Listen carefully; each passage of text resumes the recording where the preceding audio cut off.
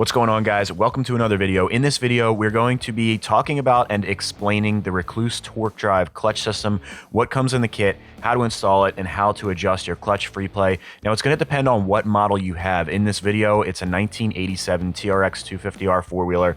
This is a two-stroke, but this is going to apply to multiple models and two-stroke and four-stroke. So if you're installing a TorqDrive clutch setup or even just a regular clutch, there's a lot of really useful information in this video. If you're already a subscriber, I appreciate you guys coming back and watching the video. If you're new, my name is Mike Sabo. I would consider myself an amateur engine builder, and the guy that's going to be doing most of the talking and the install of the clutch is Dave Moore. Dave Moore's been building performance engines for over 35 years, and he specializes in drag racing builds. So now that you have the foundation of where your information is coming from, we're going to jump into the video. We're going to start with the motor torn down and the clutch basket installed and take it from there. Links to products and tools will be listed in the description of this video and in the pinned comment at the top of the comment list. I appreciate you guys watching. If you do enjoy this content, you get something out of it, please give me a thumbs up and consider subscribing, and also leave a comment below. Let me know what kind of clutch that you run.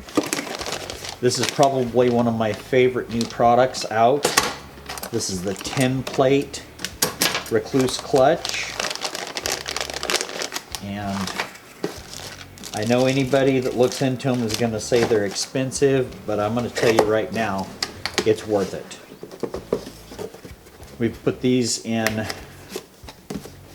some of the drag bikes and the motocross bikes, and they hold more power with less spring, so you get a much easier pull.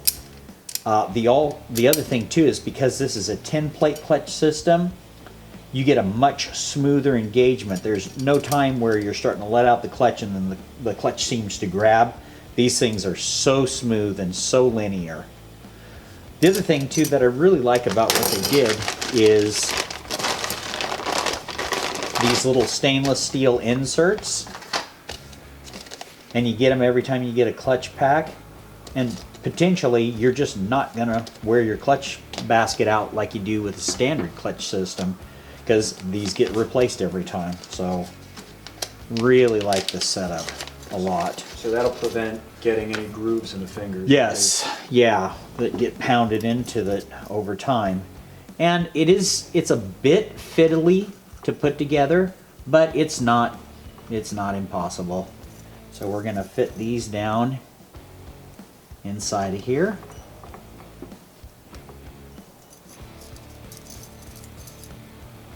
And like I said, I really like them. We did a bunch of testing on them while they were still in the development phase, and I really do like them a lot. Now, because we are going to fire this up right away, we're going to go ahead and coat these in oil, all sides, before we install them. So I'm going to get them in a bag and give them a little bit of oil, and then we'll go ahead and drop them in place. So we're actually using Rekluse oil. Yeah, we're going to reuse their recommended oil. And we might go ahead and let these just soak for a while. All right, guys, we're back. We're going to put the clutch pack together. It's day 2 right now. Clutch plates have been soaking overnight. And now I'm going to show you, because this can be a little bit fiddly, but it's not a big process, especially if you've got it on a stand. So here's how I'm going to do this. I'm going to insert the tops in like this, and you just have to be careful with it. Like I said, it's easier when it's on a stand. Now I can feel that it's fighting me a little bit, but I'm not going to try and fight it. I'm just going to be real ginger with it, and then I get it pushed in there. I'm going to leave it about that far because I'm going to build the stack as I go in. So fiber, and then steel, fiber. Now, Dave, when you put these steels in, do you put the leading edge rounded or sharp? Either way. Do you keep them consistent? Or? No.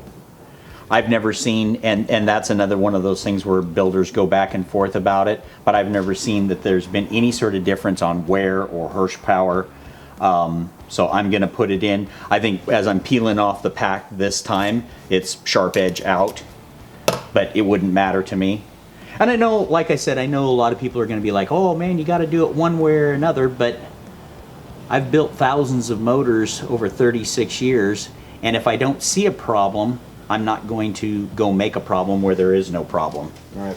And like I said, people have complained about the difficulty to install these, but I'm going to tell you right now that the benefits way outweigh any sort of difficulties getting them installed.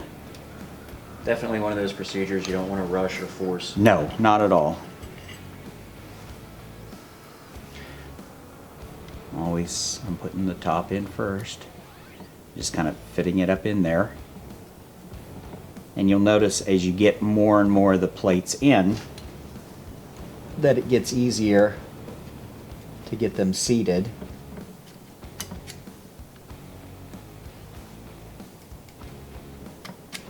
Just like that.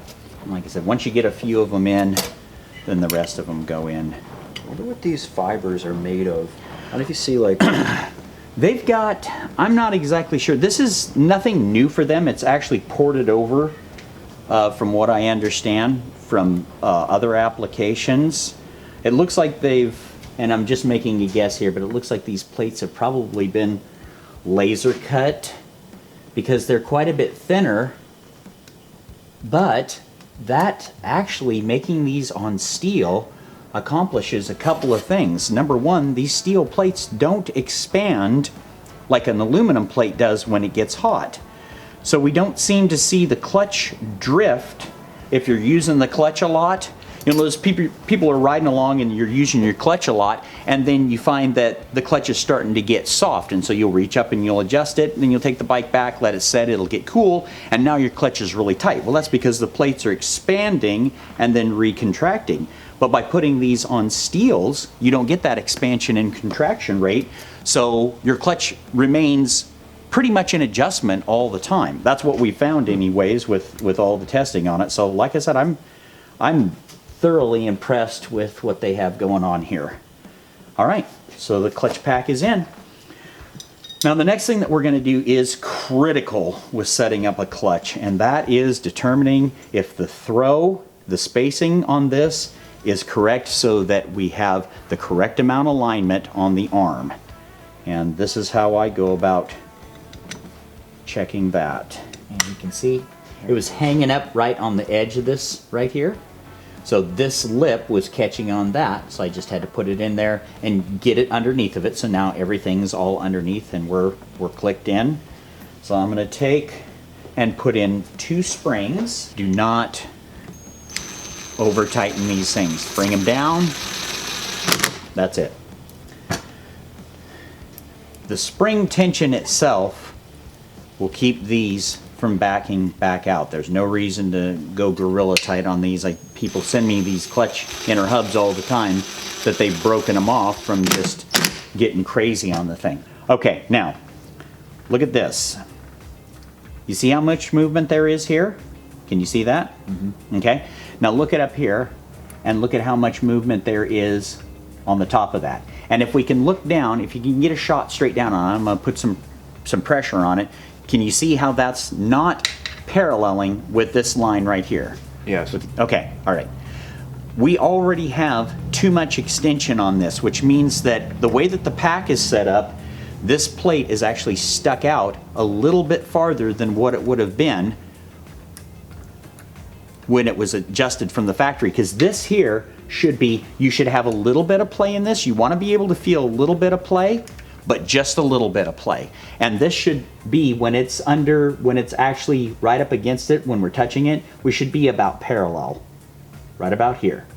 So what we're going to need to do is we're going to either need to add a spacer to this thing, put in a thicker spacer, or rework the rod so it's a little bit longer. So what I'm going to do is I'm going to go ahead and pull this back off now.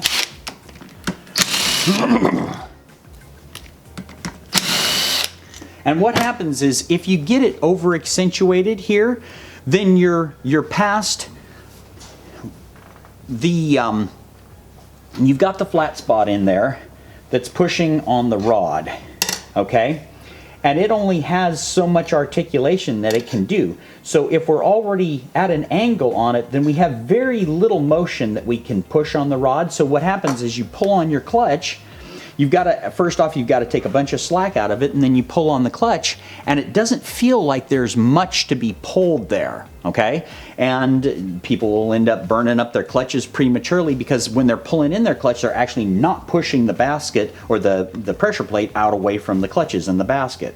Makes sense. Yeah. Now, the opposite direction of that is not having enough play. So if we come over here and we start to move this and there's zero play, then we don't have enough, and what's going to happen is the clutch is going to be dragging. So we're going to be dragging the clutch. You're not going to be able to take enough out of the cable because we don't have anything to give here. And so you're going to burn the clutch up. You're going to think that your brand new clutch is slipping because it's actually slipping because it's not making full contact. All right, so that's something else that you want to look for, and in that case, then we would have to go in and put in a thinner washer, or maybe take the rod and take a little bit off the end. And when I say a little bit, I'm talking just a little bit, because a little bit goes a long ways in this whole assembly. So we're going to remove this.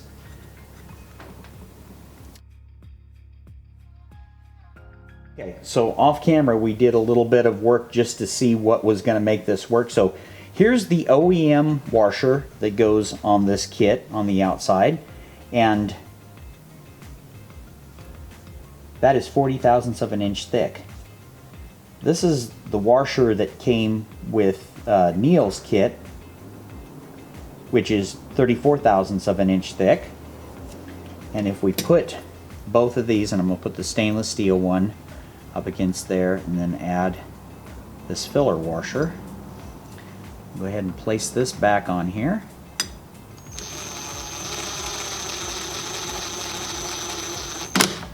So I'm going to go ahead and put in the other 3 springs and make sure that we still have the same amount of play.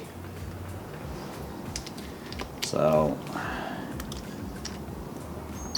like I said, if we were putting together an OEM motor with all OEM parts, most of this stuff is things that you don't need to check for, but because there's so many aftermarket parts, used parts, these are things that you need to check so that you're not at the dunes and you have these kind of alignment problems that you run into with stuff. Okay, so we've still got our play on the end here, and our alignment looks really good right here. So I'm liking that a lot.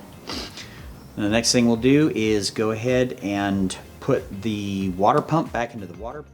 All right, guys, I appreciate you watching the video. Remember, these techniques in this video are going to apply to pretty much any brand of clutch setup that you're putting in. It doesn't have to be the 10-plate Rekluse setup, and it also doesn't have to be a dirt bike or a quad, 2-stroke or 4-stroke. This is going to apply to pretty much any clutch setup that you have. If you enjoyed the video or you got something out of it, please consider giving me a thumbs up and consider subscribing to the channel. Thank you for watching. I appreciate all you guys, and I'll see you in the next one.